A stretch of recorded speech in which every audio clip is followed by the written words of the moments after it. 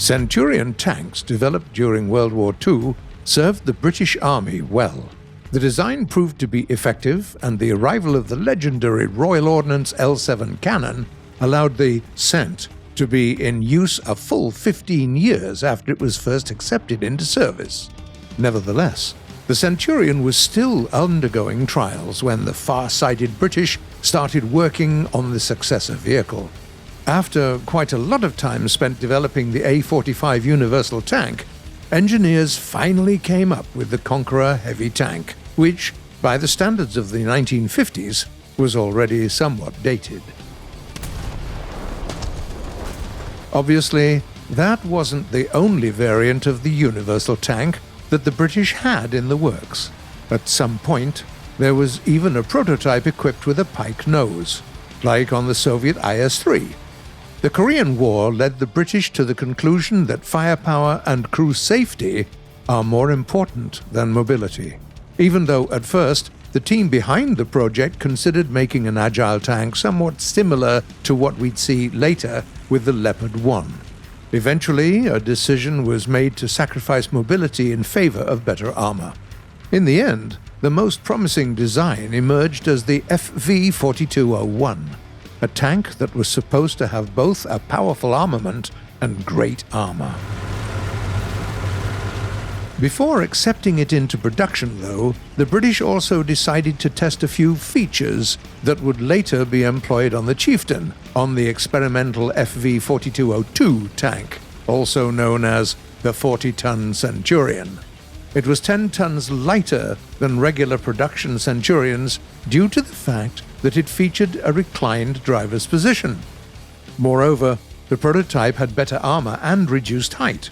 The FV-4202 and the Centurion Action X prototypes were also used to test a mantlistless gun mounting, offering improved protection, a feature later employed on the FV-4201. Since this type of turret allegedly reminded one of the Windsor Castle towers, it was known as the Windsor turret. The first prototype of the new tank, already incorporating design choices tested on the FV-4202, was ready for trials in September 1959. Thanks to the careful positioning of the driver and the use of an improved semi-automatic gearbox, the vehicle was pretty mobile, while its 120mm L11 gun proved to be a powerful up-to-date weapon with excellent muzzle velocity and accuracy. Even though originally the tank was supposed to be fitted with a laser rangefinder from the get-go, the early models had to make do with a coaxial ranging gun.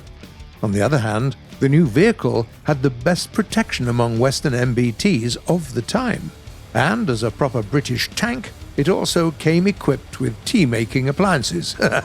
I'm not joking.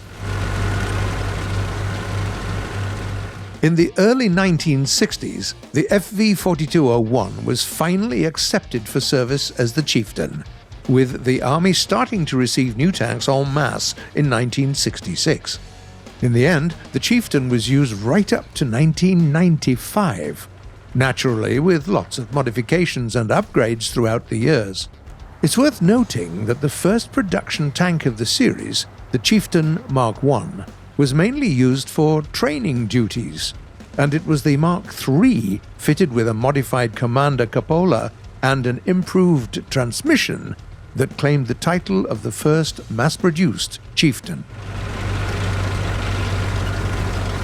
In 1975, the Mark V rolled off the production line.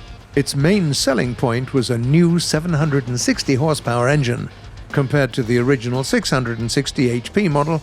That was quite an improvement. But the most radical changes came with the Chieftain Mark X. The British equipped it with the Stillbrew Crew Protection Package, basically armor blocks consisting of 6 layers of steel plate spaced with thick rubber applied to the turret front and ring, with the aim of improving the vehicle's protection against heat projectiles. The ideas behind this package were later used to create a more advanced Chobham armor used on the modern Challenger MBT. By the way, British tankers weren't destined to fully use their chieftains in anger. It was in the Middle East where this MBT saw extensive use. For example, during the Iran-Iraq War, with Iranian Chieftain Mark IIIs and Mark Vs fighting against Iraqi T-62s and T-55s. By that time, the L11 Callan was still a force to be reckoned with, but the tank's armor and mobility already left it much to be desired. By the 1980s, after 20 years of service, the Chieftain was a pretty outdated design, already on its way to be replaced by more advanced Challenger tanks, sharing a lot of its features. Now, the majestic FV4201 can be found in museums, and, naturally, in War Thunder as well.